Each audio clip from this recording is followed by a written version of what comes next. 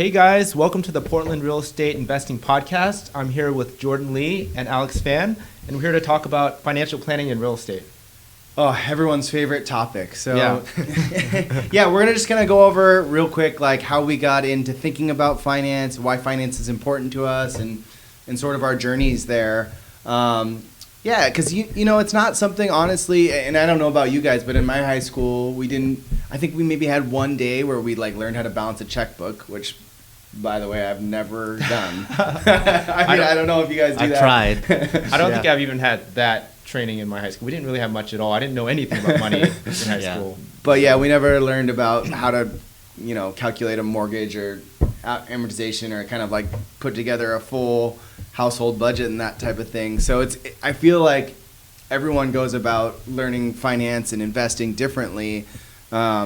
And for some people, their parents are involved, which is really nice. And, Yeah. I'm super fortunate. Like my dad gave me a book when I was done with college and had so after I finished college, I got a fellowship to go teach English in China. Yeah. And like the worst and the best thing happened to me. I got my first paycheck ever for the full year. It was $5,500.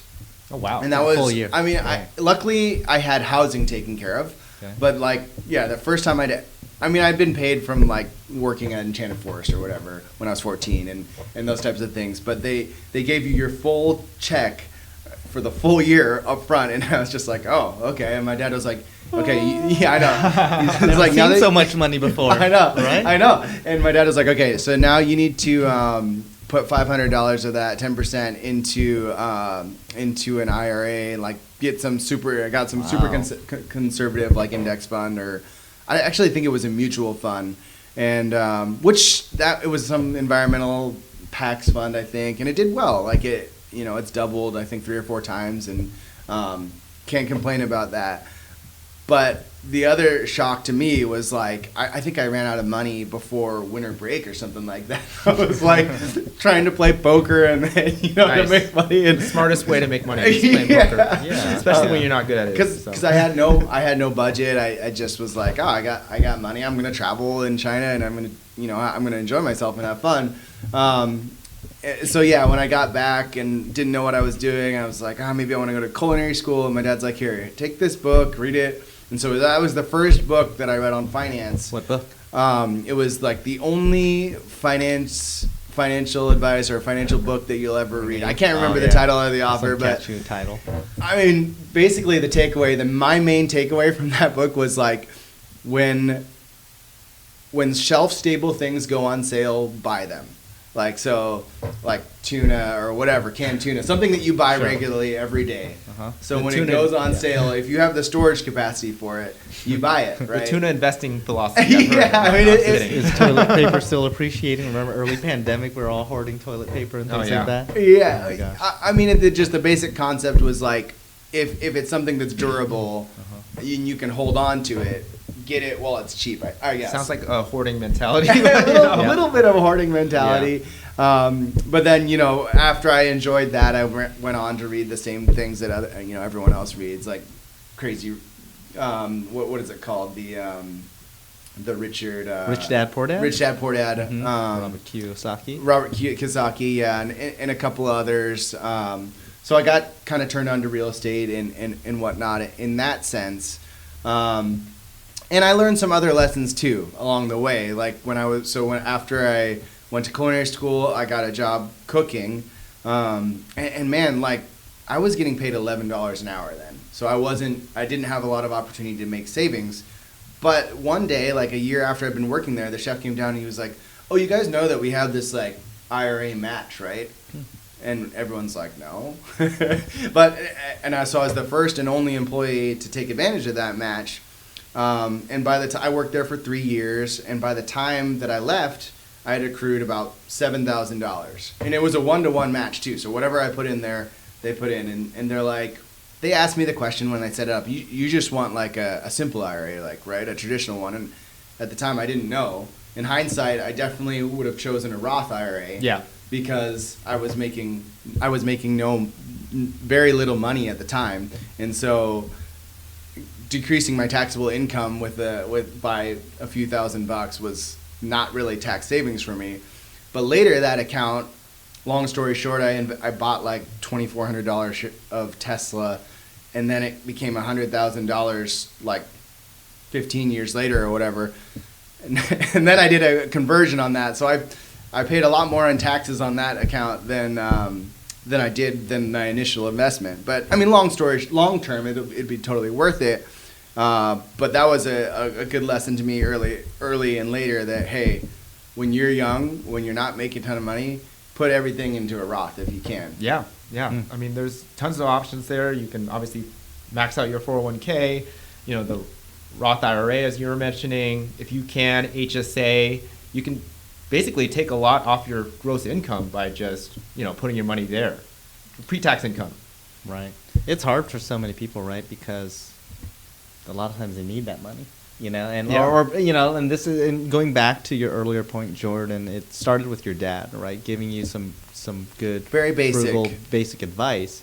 And I think that's where it starts for so many people is that, you're right. The schools growing up, they didn't focus or teach us very much about financial literacy and the impacts it can make for us in our life growing up. And that's why it's so important. I think that, schools today, I think I am seeing more classes around that.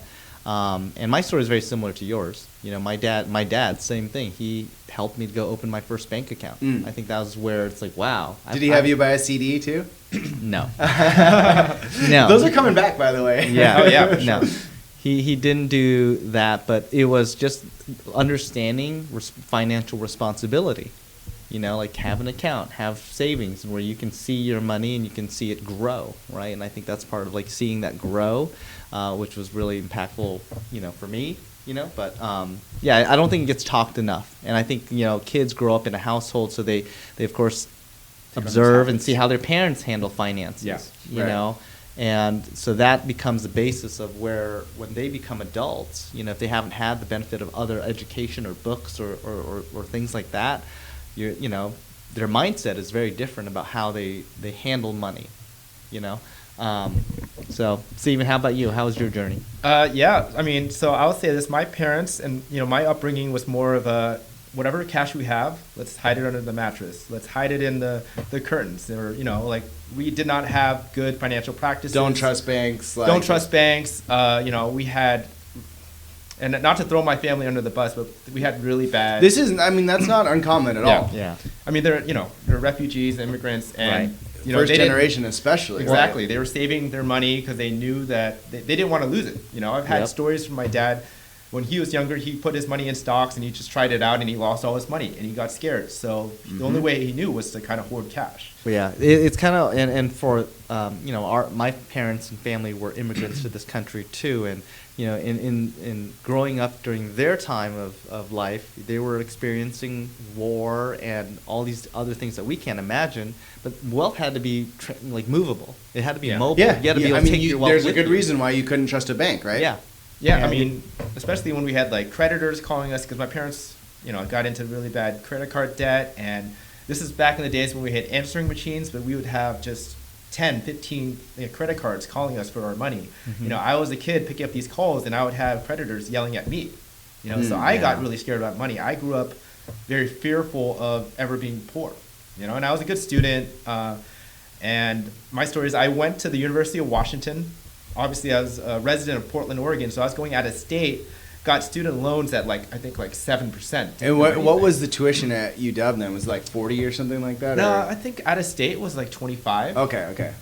And I didn't really look at any of the paperwork. Like I said, not financially literate. I'd been working my whole entire life in just restaurants and as a dishwasher and just in my parents' business. They had a business growing bean sprouts. So any cash I had, all I knew was I had a bank account. Right. It was just sitting in my checking. But I was just so fearful when I finally looked at, and learned a little bit about the interest rates for student loans. And we signed a really high one because my parents didn't have good credit. We just didn't know. Interesting. And so, I had to I was like, I just made sure that I would never be poor. Right. So, and I'll plug a book. The book that kind of changed my life is called, and it's kind of a funny name. It's called I Will Teach You to Be Rich by Ramit Sethi. Okay. It taught me everything I needed to, not everything I needed to know about financial advice, but it really got me started, especially with, like, I think one big thing that really changed my life was there's a little story about if you start saving from 20 to 25, like, I don't know, like $100 a month, and then you stop investing for retirement basically, versus someone who's investing from, I don't know, 30 till 65. The person who invested early will have all that compounded interest and will have more money in their retirement only saving for those 5 years. Mm-hmm. Yeah, well, one of the miracles of life, right? Yeah, Compound interest. Yeah, that was advice that my brother-in-law, when I was, still in high school, my siblings are about, 12, 15 years older than me, my senior, and so he was trying to give me investment advice about, back then, Alex, get into compounding interest, right? Yeah. Start now. And I really regret, of course, being, as I said, being younger, unless you are kind of taught, we're all about, right, experiencing life and wanting to grow and, like, fit in and have all the things that we want, right? And we may not have a family that, right, has all of that available. Oh, yeah. My interest, it's crazy that, thank you for sharing, both of you. And Stephen, is like, I've been, like, for my financial journey, like, so many people just will look at us now and think, oh, you guys are so successful, you're so young, what did you do? But all of this didn't happen or start for me until really about, like, less than 10 years ago, And if we rewind 10 years ago, I was at a point where, just like your parents, I had voicemails from collections agencies. I was maxed out on my student loan debts and credit cards. That was also during the last Great Recession. And I was in way over my head. And when you're in that situation, similar to compounding interest, there's also compounding late fees. Mm-hmm. The banks... Yeah, it works both ways. It works both ways. Compounding late fees. They punish you even further when you're in that situation, unfortunately. And, I was getting, 6 or 7 overdraft fees at a time or a month or whatever it was, right? And then that hole kept digging deeper and deeper and deeper. And it was so emotionally scary for me at that time. And that really became my, motivation to never be in that place again. Yeah. It's such a terrible experience where you're in the deepest pit that you'll ever feel like you're in. And to climb out was impossible. And real estate became that financial freedom for me, where we were able to, with no other investment other than our skills and time, was able to build a business, right? And then learn from my mistakes and take on the advice of other smarter people around me that I observed doing better than me, and tweaking things, right, and getting myself out of that hole. It's been crazy. So when you were in that hole, was there a specific method that you took to paying back debt, or you didn't declare bankruptcy, did you? No, didn't. Luckily, and praise to God, my loving wife Kim. I'm great at making money. Also great at spending money. And those late fees, as an example, right? I was not always the best at managing that, and so she and I will give some credit here. Shout out to Susie Orman, but for Kim, she was really paying Mm-hmm. attention to the advice that she was learning from Susie at the time. And really just focus on the snowball effect. The snowball, Yeah. so Right. just pay off whatever highest you could. interest. We focus actually on the highest. Oh, that's the interest. opposite of snowball, right? Is it? I don't know. Yeah. I'll probably get a. Pay off your highest interest So- loans first. So Yeah. she And then- paid off the highest interest, not the lowest balance. I think Exactly. snowball lowest balance, and then Okay. Yeah, we didn't focus on lowest balance. We focused on things that carried the highest Okay. interest rate to make sure we eliminated those as quickly as possible. And so as I finally started, doing better at real estate and getting more sales, that became great. Take that money, pay off the debt as quickly as possible. And she is the one that was responsible for me getting out of that hole. During that Great Recession, I did have to short sale my house at that time. Mhm. It was the smartest thing to do at the time. In hindsight, definitely wish we kept it, right? Sure. We would have been fine, but at the time it made sense. You got to do what makes sense for you at that situation. So we short sold that house, and we've built ourselves back up, of course. So yeah, there's a lot of different strategies, of course, out there. But I think for me, it was just having a partner. I needed somebody who could give me advice that I didn't know myself. We all do the best we know, but we don't know what we don't know. obviously. I mean, it's not about doing everything perfect. Like, sometimes you just need that bad experience to, to learn from and to grow and to build. I mean, we've all had tons of bad financial investments. Well, and honestly too, like Alex makes a great point about Kim, like leveraging your partners. Yeah. Sometimes in a partnership, one person is really good. Like you said, you're good at bringing in money, but you might not be the best at just managing the budget. But one person's strength might be managing the budget. So play to your strengths, right? Absolutely. Use you and on like a financial thing as a team. It's you and your family, and maybe you have a financial advisor. Maybe you have a great realtor or a lender that will help you kind of manage your your real estate portfolio as well, because it's a group effort. Like finance is just so complicated, right? I mean, there's so many things. I mean, So stocks, many things. index funds, mutual funds, know. bonds, Right. like Oh my gosh. Real estate, acronyms forever, right? Bitcoin. I don't know. NFTs. I keep hearing NFT. I don't. Yeah, so- But I think we're so lucky in this generation now with like YouTube and Oh. accessibility. Things are so accessible, but like you got to seek out the experts. Well, yeah. Before, if you wanted to learn how to like trade on a market, you had to like use a professional, like to ask them for their time, like get lucky, with who you find, someone that will actually take you the time to explain it to you. Now you can just Google that, right? Right, I yeah. mean, you can just watch YouTube videos Yeah. and learn how. I mean, of course you have to have the mindset to be able to like choose which is fake and which is real. Right. But the information's there, willing for the taking, which is nice. Yeah, I mean, I try to avoid YouTube because I know a lot of it goes on how the market is performing. Like, things get hyped up, stocks get hyped up, and you can follow, like, these are the best things to invest in. Like, go get AMC, go get GameStop, all this stuff. And, I don't try to get into these crazy, like, hype train, investments too much, so.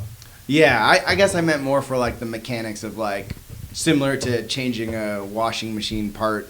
Like, you can go to YouTube and figure out, okay, I want to learn how to trade covered calls, so you can just like the standard, how do you just invest, how do you the do mechanics this? of it, not like necessarily investing tips, so to speak, but like, if you're trying to figure out the really simple mechanics of it, which are, as it turns out, aren't that simple.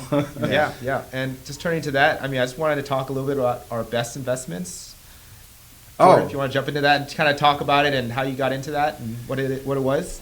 Yeah, I mean, it's funny when you say best, that there's a lot of qualifiers for it. I mean, my luckiest or best investment was Tesla that I talked about earlier. I mean, the return on that, I think it went up almost 50 times. So that was like a 50 banger or whatever you want to call it. I mean, that's the thing about individual stocks. It's like when you buy those, there's a huge opportunity. But I mean, like literally every other individual stock I've bought, I think I bought 30 or 40 of them, and there's been only 3 that are to this day like profitable. I mean, I'm still up quadruple, I think, what I put in, but like that saying goes, if you put all your eggs in one basket, I mean, of those 40 that I bought, only 4 have hit. So if I put one of my eggs in one of the wrong baskets, I would have been totally screwed. And that's kind of like the gambling money or the play money. That's my like play account. I actually am in a competition right now with my financial advisor. So we have an annual competition where I have my play account and he manages my more conservative account, where it's just like index funds and typical like really good diverse set of stuff. And so we're gonna see who's outperforms who. But yeah, I mean, my other investment real estate's done really well too. I mean, I looked at my portfolio the other day. It's basically doubled. Everything that I put into real estate has doubled, which isn't as high as my stocks have done. But with leverage, the actual dollar amount is a lot more. So that's the thing about real estate that I think a lot of people miss. If you just look at a number of appreciation over time, you got to take into account leverage. You got to take into account principal reduction payments. You got to take into account tax savings. You got to take into account rental increase. So there's just a lot of variables that get lost when you just glance at real estate investments. So that's been that. And then the other thing that I just started doing for the last 7 months is trading covered calls super conservatively. It's like the most conservative way of trading options, and I've been making like 500 to $1,000 a month on that too. So it'll over the long span, it looks about like I'm making an extra. It's like I'm getting a 10% dividend. Yeah.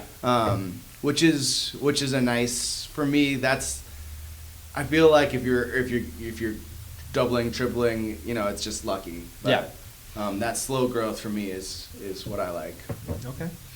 I'll talk about mine. I would say my 401k is probably my best investment because it was the easiest. I didn't really think too much about it. It's pretty much, life cycle funds and index funds that I had my financial planner choose. I didn't do anything other than say, hey, here's my pre-tax income, max out my 401k, max out, take the 19.5 out of it and just go. So wait, it wasn't managed by your employer? They gave you a match and then you just...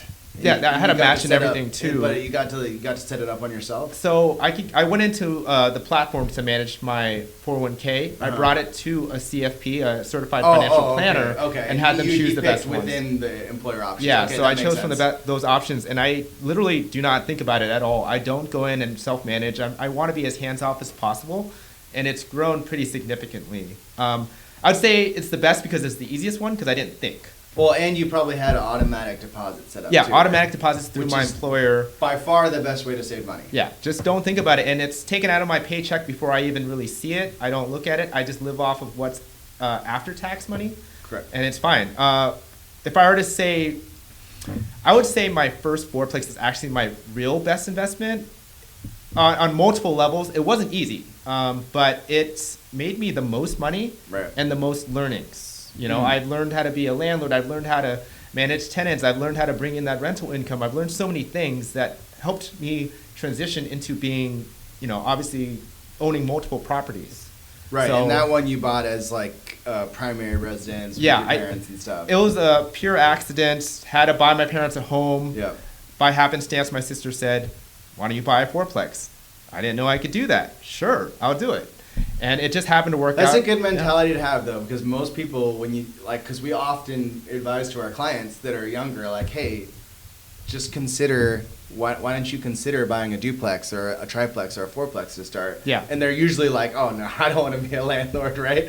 Yeah, mindset. Yeah, so that's a great mindset to have, to be just like, okay, I'll try it. I always looks say good on paper. I'm open for luck. I like to put myself in opportunities for luck and listen to people and network and maybe hear that one thing that's going to change my life. And I know that my sister saying that one thing, why don't you go buy a fourplex, changed my life because I was just going to buy my parents a home. Which sister? It's Joanna. Okay. Yeah. I was just going to buy my parents a home. Props. Good job, Joanna. Good job. Buy them a home and then pay for their mortgage and run off to New York or run off to Chicago because I had just come back from the Bay Area to help them with this transaction and was going to find a new place to start my adventure. But it ended up keeping me here, growing my wealth significantly, getting me to 11 doors at this point in, 3 years? And that's why I say it's my best investment in multiple ways. But my 401k, the easiest thing I've ever done to, really add to my net worth. And were you able to do a Roth 401k? Oh, yeah, it's just a regular 401k. Yeah. I do have a Roth IRA that I also max out usually. Actually, I haven't been doing it the last couple of years because since I got so into real estate, I've been shoving every single dollar into it because I love the returns of it. Yeah. But usually in my past when I was just a W-2 employee, it was max out my 401k, max out my Roth IRA, which is $6,000 a year, max out my HSA, which is like 2 to 3, I forget how much, but that's it depends on. For me, it's $7,500, but I guess it's because I have kids. Yeah, and family. Just like as a single person back then, I think it was like $2,000 to $3,000. So I was putting away like $29,000 pre-tax. Yeah, and that's grown really significantly. I don't want to put numbers out there, but it was the easiest thing I've ever done. And I was working in tech, so I had enough to live off of. Nice. Are you gonna convert your 401k into your Roth IRA? I haven't decided yet. Now that you're not at your employer anymore. Now that I'm like an entrepreneur and self-employed, I haven't thought about it too much. I've been so busy, but it's in the works. I am gonna. It's like, a good once I time to get- do it with yeah. the markets down. Did you have a CFP too, a certified financial planner? I had a CFP. I just went to them the one time to kind of get set up before Oh, I bought okay. my property. But I haven't really seen them since, and maybe it's a good time to go see them now that I'm self-employed. Yeah. I was actually going to go see my tax advisor Yeah. to kind of help me work out the best situation now that I'm self-employed, and should I get an S corp and pay myself, etc. All these different things that I know I'm not Jordan's aware got of. a CFP he works with, so it sounds like you've had one at one point. I've never had a CFP. Yeah. So yeah, it's a little different. I mean, coming to my story, I would kind of say I'm going to change. Yes, I could give examples of some specific real estate investments, but I think what I want to say is really invest in yourself is something I think people overlook. Education. Yeah. And it's not, yes, it's education, but even my eliminate debt, you have to invest in yourself and get yourself in a position to be able to grow.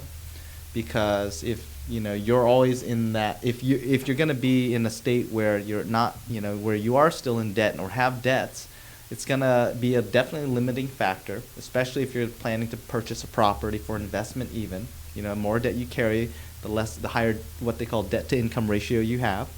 So that's one part of it. But it's like freedom. When you are in the position where you don't have a deeply negative balance or anything like that, especially arrears, you have a feeling of freedom from finances. And I think that will enable you, and then hopefully by investing in yourself, by seeking out experts, getting advice, learning, being willing to learn things that you don't already know about financial, things like that, is where opportunity starts happening. Yeah. It's so hard to say yes to an opportunity when you're, like you said, when you're in arrears or you just feel burdened by debt. I mean, it's when you're able to say yes, you're able to take a risk. Exactly. When you have even just having big family support too. Like, I've always felt like, the worst thing that's gonna happen, I can go crash on my parents' couch or whatever. Like, if this screws up, right? I mean, now I don't think they're gonna take 3 kids, but I mean, maybe they would, but Absolutely they would. But yeah, I think for me, just getting myself out of that financial scenario, then starting to save money and then make some smart financial investments like Steve, and that's a real big part of it. I would not have had those opportunities to purchase. I've done about a dozen flips, right? But so you need capital, you need money, you need all these different things to do that. If I wasn't in a position where I had saved, because I didn't want to have that fear of going back to that place where I was in debt anymore, I could not say yes to that opportunity. It sucks is that when you get a present opportunity, you're like, well, how do I do it? What can I can't do it. There's no way. It's not fathomable. And when you have that mindset, then it's unfortunate. And so I really think in trying to figure out how to invest in yourself and to get yourself positioned well will give you more opportunities to do things like this. Connecting with people. When I started building my business, I was a brand new agent. I didn't have the experience, and I was actually with 2 different real estate companies prior. I've been with Keller Williams now over 12 years. And at the time, I had the mindset of a brand new agent. I want to save some money. I don't want to pay the highest fees. I'm going to go to these offices.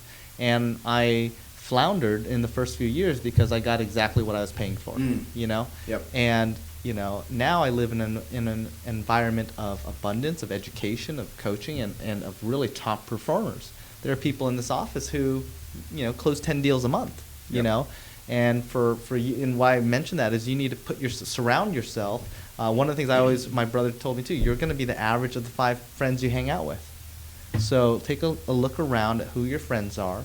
And for back then during my college phase, what was I doing? I was spending my time hanging out with my friends from high school and college I was very comfortable with. We were, doing all the things that, college boys do and things like that, right? And I had to make a shift. And so I joined this office 12 years ago because this had all the top performers, all the producers. And in being in the environment where I could be a sponge and learn, just like we're doing now, and we're able to share back with all of our listeners. This is the paying it forward path to help others too. Yeah. But so I'm gonna go yes, opportunities are out there, but you won't be able to say yes to opportunities unless you position yourself in a good financial space to do that. So I'd say that's been the best investment for me, is making sure I didn't have debt anymore and that I could say yes to things. Okay, quick rapid fire. Savings, how do you manage your savings annually? Like, what mechanism do you use for putting into savings? Great. That would be, well, for savings, I kind of operate from a business. I need to have that fixed reserve account. Okay. You know, since we've been through an economic recession, for me, that's been a 6-month reserve account. So I need, my baseline is have that number. And how do you determine what your baseline is? Look at your expenses. Look at your monthly liabilities. Multiply that by 6. That's what you need in your reserve account. And basically. do you put a percentage of each commission, or is it just lump? My lump partner, at the beginning my until you partner build that manages up? that part of it. She manages the good. home base, all right? So you manage definitely- it. You Exactly. hired someone. You married someone that's good at managing that. Perfect. Absolutely, Love it. absolutely, right. And so be willing to. And actually, I mean, you know, I don't want to digress, but yeah, as a partnership or if you have a partner, you need to be in line financially. You need to at least talk about these things because, right? We like I said, we grow up in whatever environment and we observe from our parents. And so I think that partnerships need to be aligned financially and work together and admit when you're not the right person for it. It's okay to not be good at the money, Right. you know? I'm okay with that.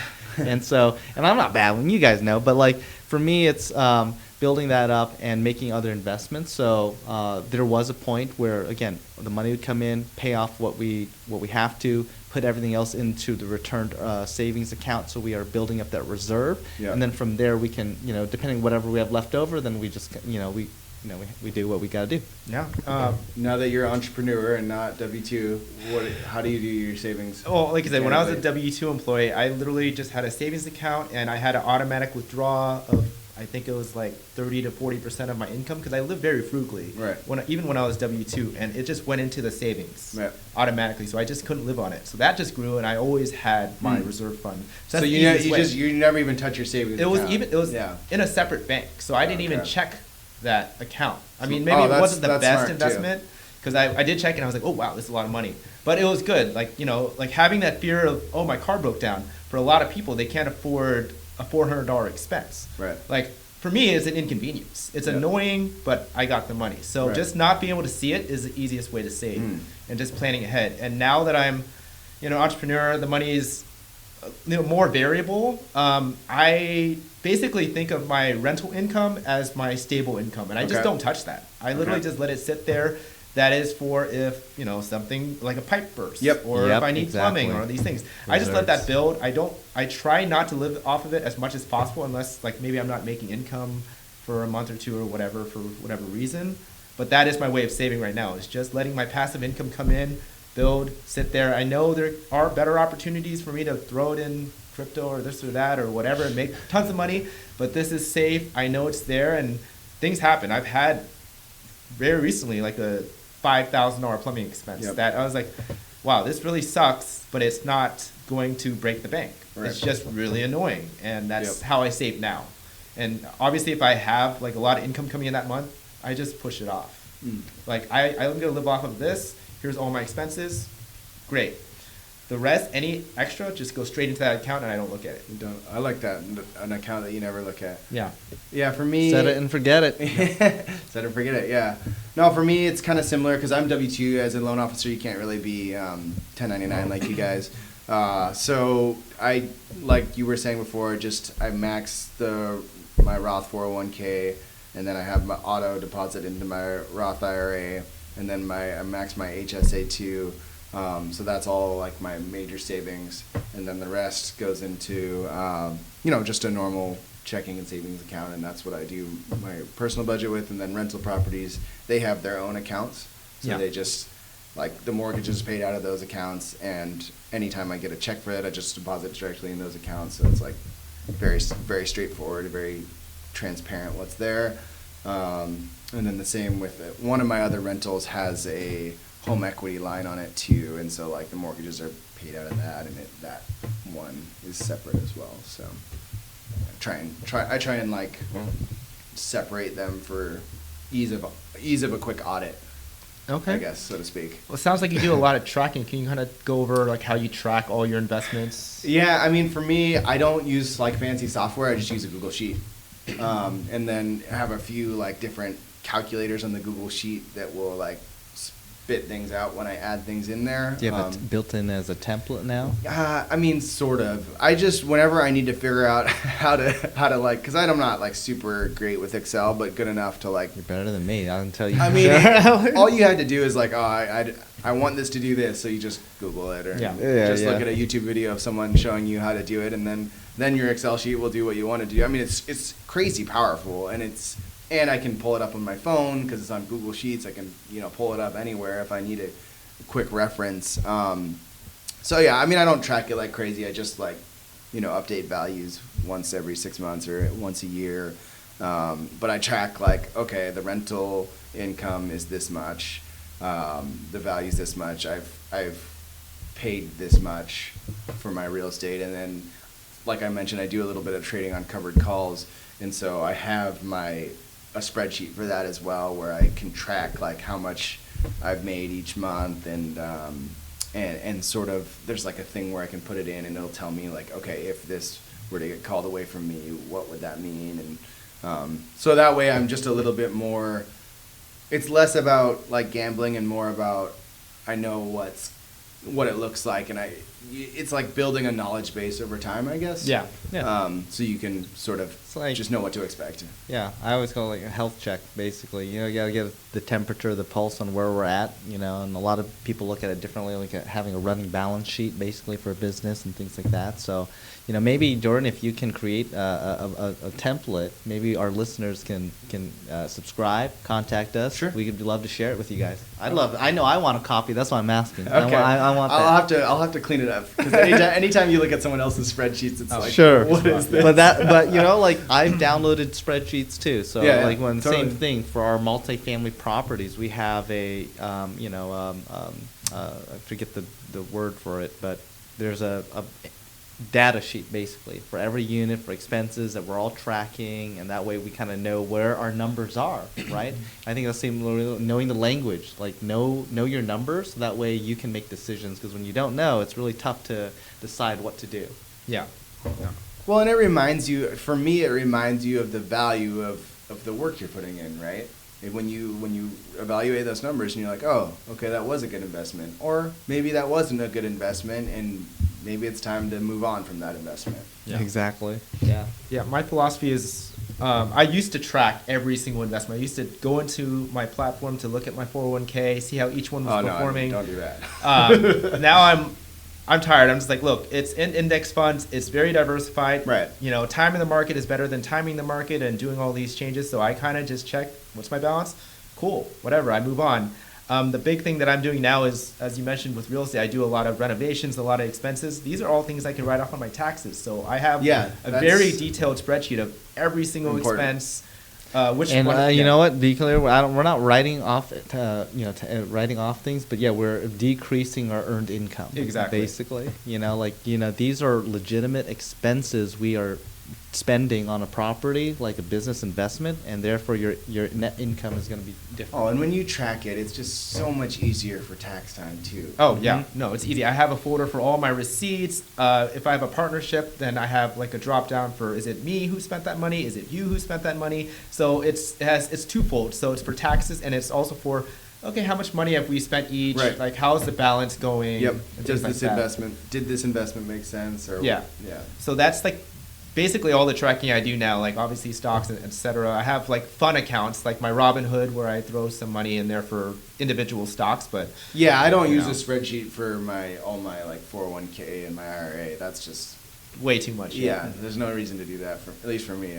I just can't check that stuff. It's too stressful. Oh my gosh. I just think long term. You think long term? No, like, I'm not going to touch. That's it's a long retirement. term. Yeah, it's retirement. If I'm not going to touch it towards when I'm like until I'm 60 or 65, then who cares? Yeah. It's gonna double or triple or whatever over time. It'll go down, and so it goes up, it goes down. The stock market on average over the last 100 years goes up an average of 8% a year. So, I think we'll do just fine. Even in bad years, just let it ride and see what happens. Yeah. Keep it Awesome. simple. Keep buying. Always keep buying. Yeah, and so obviously, we're really heavily invested in real estate, and we have talked to CFPs. I don't know if you've talked to a CFP or a certified financial planner. I mean, I've had conversations, meet and greets, kind of. I've never bit the bullet on doing that type of thing. More because, I don't know. I think I agree with you. The easiest one is that 401k retirement. I just started putting away money, as I could, and I didn't realize that until like 10 years ago. But well, and when you're self-employed, you can put a lot more into a SEP IRA. Yes. So I have a SEP than IRA, and I make yeah. the maximum contribution every year, Yeah. and I definitely saw that grow tremendously, and I also saw it retract tremendously due to the market fluctuations. But that's the long game that we're heading to, and I think I want our listeners also focus. I'll share this piece about it. My father, as an immigrant, passed away about 2 years ago, and didn't. His biggest asset he had was the house he bought. Classic. Yeah, and he was doing his best, right, to help us as children, right, do everything we needed. So he didn't leave very much at all, other than that real estate. And so now we're thinking we will get to that point. There's nothing we can't fight but time, right? So we will all be in that position at some point. And do you want to look at your kids and expect them to support you and take care of you, Uncle Sam, or what are you going to do for yourself starting today? Because we're all heading there. Yeah, Social Security is not going to cover everything. I'll say that. No, Yeah. no. If it's still around when we retire. Right, yeah, and we're living longer too. Yeah. And I personally don't want to be working when I'm 80. Not I don't 80 really hours wanna be or working 40 when I'm hours a 60. week, Yeah. whatever. Yeah. Well. Yeah, I'll say this about certified financial planners. I've seen one or maybe a couple times, but I feel like they're always planning for, and you'll have this when you're 60. And I'm like, 60? That's so far away. That's like 25 years. That's the big thing that real estate's kind of pushed me away from with passive income and everything. I want to be able to retire in by the time I'm 40, Sure. And so I have a little bit of conflicts with my CFP who I saw right before I started buying real estate. I'm thinking what would they say about my portfolio now? Is it too heavily focused on real estate, et cetera? Are they specialized in real estate? Do they know all the benefits of what real estate can do? Mm-hmm. Yeah, I think it's always important to invest in what you know. Yeah. Right. And as real estate professionals, we have the advantage of knowing how real estate works and connections in the field. And CFPs, to your point, a lot of them don't specialize in real estate, and some of them even have negative attitudes towards it. Not mine, and I would say probably a lot of them do not. But and there's different ways to work with CFP too. I know a lot of people don't like. I just have a fee structure, so it's a percentage of the account that they're managing. But some people, I think you set it up so that you just pay per visit. Paid the one time. Pay per visit or whatever. I just do a check-in when, my life situation changes. Mm-hmm. And it's how should I handle this situation? How should I allocate my money? Should I diversify differently? Right. I just check in. And on that point, I really do recommend a fee-only CFP because there's a lot of certified financial planners that are working with insurance companies, and they will try to push their products. They're not always going to be your fiduciary, Right. So Right. I always push on that. But insurance is important. Well, not if their goal Yeah, I is know. not to help you, is to sell Trust insurance. me, I know exactly what you're saying, Steven. I've been there, and that's what's turned me off sometimes because it becomes a hard sell on making you feel a little guilty for not having insurance. Oh, you don't have life insurance? Well, what are you gonna, that kind of guilt about it. Where I felt from, and I know not all certified financial planners are like that. So, I understand where you're coming from. That's definitely been a hard turn off for me because we all have different interests in what we believe in so finding a professional that aligned with your goals and has the expertise in those things, whether it be crypto, bonds, or stocks, or real estate, I think it's good to find a professional that has that background knowledge because these professionals will make you money, right? You got to listen to the advice, you got to pay for the advice and do it. But if if that's something you want, you got to start there. Well, yeah, for me, it's all about the relationship and the advice. I can call them and ask questions and get thoughtful answers, not just like the canned answer. They'll think about my specific situation. Yeah. They know my situation, and they'll give me, like, when I did get my life insurance policy, you know, I also was very hesitant to do that because I'd been hard sold on whole life policies forever. But we talked about it, and we talked about the advantages and the disadvantages, and we looked at doing just a term for an amount that made the most sense, and I was like, all right, I'm gonna try and cancel it before it's the term. Like, that's my goal, is to be at the point where I can feel comfortable I can cancel it. So when we laughed about that, but to me, what was important is that he he explained to me very clearly the different options, and then we chose one together that made the most sense for my family and for our financial situation. Yeah, that's actually when, for me, the tipping point for insurance was the family. When we were expecting our first, and I was like, oh man, this is getting real. This was real adulting. Like, we're talking about financial stuff now. We're adults now, right? I know. And So much fun. but when we were having our first child, I was like, man, this is real. And and now I'm the only income earner for my household, just like Jordan. And so, life is precious, we know, and especially been through a pandemic now that we've experienced, you just never know. And the thought of, well, how will my family take care of themselves, or what can I do? And that's where, and I have a term policy too. I actually am diabetic, and so a whole life policy is very expensive for me to get the type of numbers I would everyone thinks I would need, Right. But because I have now these other real estate assets, those are my fallback plan, basically, to hold, at least I have those. And so, I think it'd be great if we brought in a certified financial planner for one of our future podcasts. So definitely stay in tune, and we'll bring Jordan's absolutely onto the show. Yeah, Ted that'd be Haley. No, that'd be great. Ted. I'd really love to. I haven't run my real estate portfolio by a CFP recently, so I'd really love to see what let's they do think. that. That'd be fun, and see what they think. 'Cause, Yeah. I used to work for a robo-advising company, and we did the whole risk tolerance thing. Right now, I'd say on the risk tolerance scale, we're all off the edge of aggressive Right now. And so I want to see what they think, and No, I mean, you might say that, but then they would also look at your index funds and look at your age and be like, okay, you're able to make that risk. Yeah. Right. Yeah. Right. Yep. Well, great episode, guys. I think we all had some major good takeaways that we shared with our listeners today. Auto save. Put it into an account that you can't look at. Yeah.